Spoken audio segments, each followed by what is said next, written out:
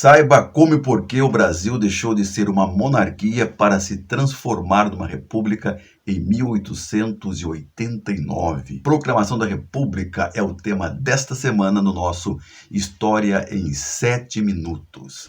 Muito bem-vindos ao História em 7 Minutos dessa semana, para falarmos um pouco sobre a Proclamação da República, que no próximo dia 15 desse mês de novembro estará completando 131 anos.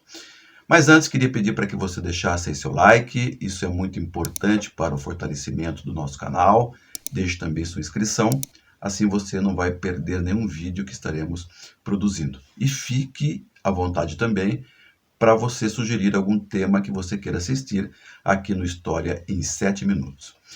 Antes de tudo, é importante nós lembrarmos que esse ideal republicano, ele não é nada contemporâneo, né? Ele tem sua origem lá com os romanos antigos, no século VI a.C., com a primeira experiência em Roma, e a expressão latina em si já diz tudo, né?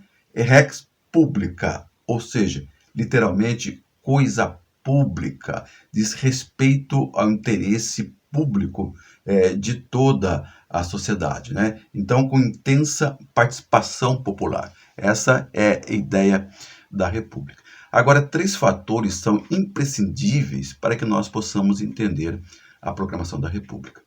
O primeiro deles diz respeito ao rompimento de Dom Pedro com 3 grupos do país: a Igreja, o Exército e a elite escravocrata.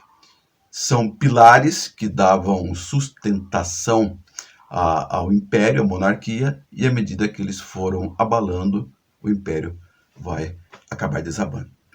A primeira questão foi com a Igreja, não foi uma questão interna, isso veio de fora, veio exportado lá da Europa. No século XIX era muito comum um atrito entre a Igreja e a maçonaria, e num dado momento lá o Papa Pio IX ele vai emitir um decreto chamado Bula Syllabus, onde vai proibir que os membros da maçonaria frequentem os eventos religiosos, participem das missas, né?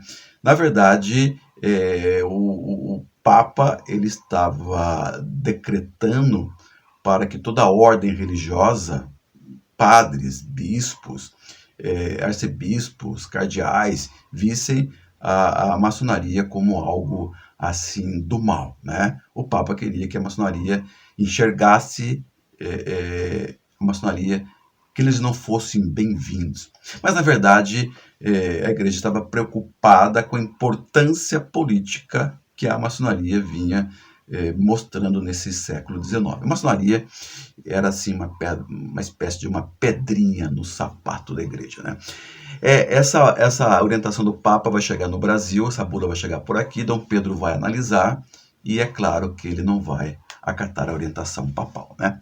Primeiro porque Dom Pedro era também um maçom. Não ficaria bem ele impedir que membros da organização que ele pertencesse fossem proibidos de assistir os eventos religiosos.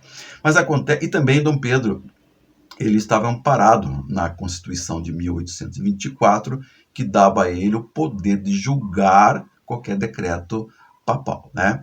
Acontece que 2 bispos, um de Olinda e outro de Belém, eles insistiram em acatar o decreto papal. Aí eles foram expulsos da igreja, foram levados a um trabalho forçado, e isso causou um enorme constrangimento entre a igreja e Dom Pedro II, né? E aí os membros da igreja passaram a atacar o regime imperial. Então esse foi o grande primeiro problema de Dom Pedro com a igreja. Depois, com o exército que voltou da guerra do Paraguai, consciente de que gostaria de ter uma participação nos destinos do país, na política dos países. Eles voltaram querendo um protagonismo nos assuntos, nas causas políticas do país, por conta da sua boa atuação, né? Da sua relevante atuação do seu brilhantismo lá na Guerra do Paraguai. Mas Dom Pedro não vai direcionar nenhum olhar assim, no sentido de acatar as reivindicações dos militares. Por isso, os militares começam também a apoiar a abolição da escravatura e, claro, que não vão mais direcionar qualquer apoio, muito pelo contrário, serão contra também o regime imperial. E, por fim, a questão da abolição, né? Os cafeicultores sentiram-se prejudicados, injustiçados, porque eles não foram indenizados ao perderem os seus escravos por conta da Lei Áurea de 13 de maio de 1888. Então, Dom Pedro tem problemas com esses três setores, né? E isso somando a questões pessoais de Dom Pedro, né? Estava velho, cansado, doente, com a diabetes lá nas alturas, estava muito ausente das questões internas do país por conta de suas viagens para cuidar da saúde lá na Europa. E Dom Pedro também já estava no governo desde de 14 para 15 anos, desde 1840, né?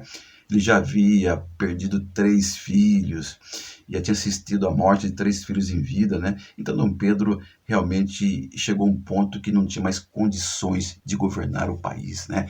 Ele estava mesmo com o saco cheio. Então nós podemos dizer assim que o império ele foi esclerosando, o império ele cai de podre, né?